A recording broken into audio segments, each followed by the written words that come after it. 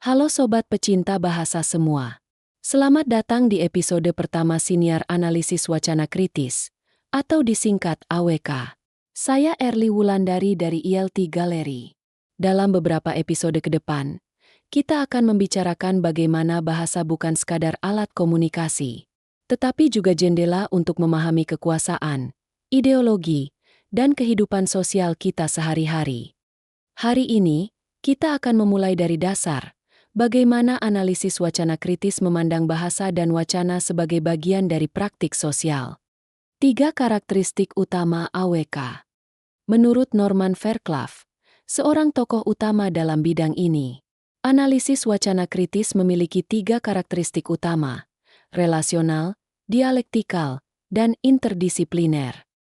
Pertama, relasional. AWK memandang bahasa selalu berhubungan dengan relasi sosial.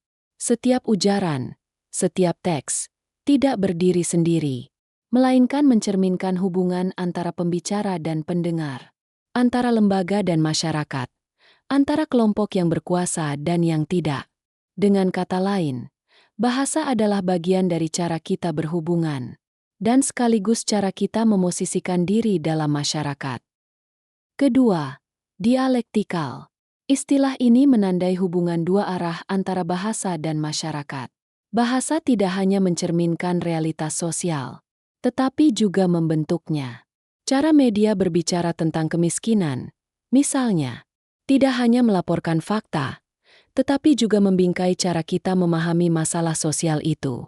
Jadi, setiap wacana adalah hasil dari hubungan timbal balik antara struktur sosial dan tindakan manusia. Ketiga, interdisipliner, atau kadang disebut juga transdisipliner. AWK tidak berdiri di satu disiplin saja. Ia menggabungkan linguistik, sosiologi, ilmu politik, bahkan filsafat dan psikologi sosial, untuk memahami bagaimana makna bekerja dalam konteks sosial.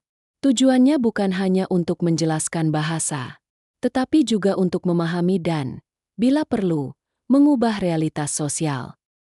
3 konsep penting dalam AWK. Setelah memahami 3 karakteristik utama itu, kita bisa melihat bahwa AWK bertumpu pada 3 konsep pokok: wacana dan teksturing, kekuasaan dan ketimpangan sosial, serta kekuasaan dan ideologi. Wacana dan teksturing. Bagi AWK, wacana bukan sekadar bahasa dalam pemakaian. Ia adalah cara membentuk makna sosial. Kata, teksturing, menunjukkan bahwa teks tidak pernah netral. Ia dirajut melalui pilihan kata, struktur kalimat, dan gaya tertentu yang lahir dari konteks sosial. Jadi, setiap teks adalah hasil dari proses sosial, dan sekaligus berperan dalam membentuk proses sosial itu. Kekuasaan dan ketimpangan sosial. Fairclough dan Van Dijk sama-sama menegaskan bahwa bahasa tidak bebas nilai. Dalam setiap percakapan, dalam setiap berita, ada relasi kuasa yang menentukan siapa yang berhak berbicara, siapa yang didengar, dan siapa yang dibungkam. Analisis wacana kritis berusaha membongkar bentuk-bentuk dominasi sosial yang tersembunyi dalam penggunaan bahasa sehari-hari. Kekuasaan dan ideologi.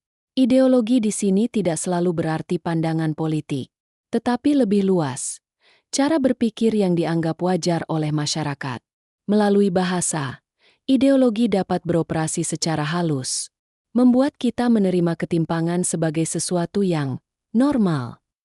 Misalnya, istilah pembangunan sering dipahami positif, padahal bisa saja menutupi praktik eksklusi sosial atau perusakan lingkungan. Tugas analisis wacana adalah membongkar ideologi yang tersembunyi di balik kata-kata semacam itu. Wacana sebagai praktik sosial. Sekarang kita sampai pada gagasan kunci, bahwa wacana adalah praktik sosial. Fairclough menjelaskan bahwa setiap tindakan berbahasa terjadi dalam 3 lapisan. 1. Teks, bentuk linguistik yang bisa kita lihat dan dengar. 2. Praktik wacana, bagaimana teks diproduksi, disebarkan, dan dipahami. 3. Praktik sosial, konteks sosial yang lebih luas tempat teks itu hidup. Dengan memandang wacana sebagai praktik sosial, AWK menegaskan bahwa bahasa bukan cermin pasif dari dunia. melainkan bagian aktif dari perubahan sosial itu sendiri. Melalui wacana, orang membangun lembaga, mengatur pengetahuan, dan membentuk identitas sosialnya. Bahasa, lembaga, pengetahuan, dan identitas. Dalam masyarakat modern, lembaga-lembaga seperti media, sekolah, dan pemerintah menggunakan bahasa untuk memelihara peran dan kewenangannya. Setiap lembaga memiliki cara bicara yang khas, yang sekaligus membentuk cara kita berpikir dan bertindak. Bahasa juga menentukan apa yang disebut pengetahuan yang sah. Seperti kata Foucault, pengetahuan dan kekuasaan berjalan bersama. Melalui wacana, kita menentukan apa yang benar, apa yang salah, dan siapa yang boleh bicara. Maka, memahami wacana berarti memahami bagaimana kebenaran dibentuk secara sosial. Dan tentu saja, bahasa juga membentuk identitas. Kita mengenali diri sebagai guru, mahasiswa, warga negara, atau kelompok sosial tertentu melalui cara kita berbicara dan diperlakukan dalam wacana. Identitas sosial kita bukan sesuatu yang tetap, melainkan selalu dinegosiasikan melalui bahasa. Menutup dengan social wrong. Sebelum kita menutup episode ini, ada satu konsep yang penting untuk disebut, social wrong. Istilah ini dipakai Fairclough untuk menyebut bentuk-bentuk ketidakberesan sosial yang tersembunyi dalam praktik komunikasi sehari-hari. Analisis wacana kritis berusaha membongkar ketidakberesan itu untuk melihat bagaimana bahasa bisa membuat yang tidak adil terlihat wajar dan bagaimana kita dapat menyadarinya untuk menciptakan perubahan. Jadi, inti dari AWK bukan sekadar menganalisis bahasa, tetapi memahami bagaimana bahasa bekerja di dalam kekuasaan dan bagaimana kekuasaan bekerja melalui bahasa. Namun perlu kita tegaskan di sini, AWK tidak semata-mata berupaya untuk membongkar ketimpangan dan ketidakberesan sosial. AWK tidak hanya bersifat negatif, tetapi juga positif. Menurut Fairclough, AWK mempunyai fungsi ganda, yaitu bersifat diagnostik dan prognostik. Dengan fungsi diagnostiknya, AWK berusaha mendiagnosis atau membongkar apa yang salah dalam praktik sosial dan bagaimana wacana berperan dalam mempertahankan ketimpangan atau ketidakberesan sosial itu. Dan dengan fungsi pronostiknya, AWK menunjukkan arah perubahan dan membuka kemungkinan untuk memperbaiki ketidakberesan sosial tadi. Dengan kata lain, AWK tidak hanya menyoroti masalah, tetapi juga membantu membangun dunia sosial yang lebih adil dan inklusif.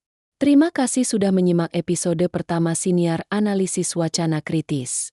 Pada episode berikutnya, kita akan membicarakan konsep penting pertama dalam AWK, kekuasaan dan ketimpangan sosial. Sampai jumpa di episode berikutnya. Tetap kritis, sadar, dan tetap PK Bahasa.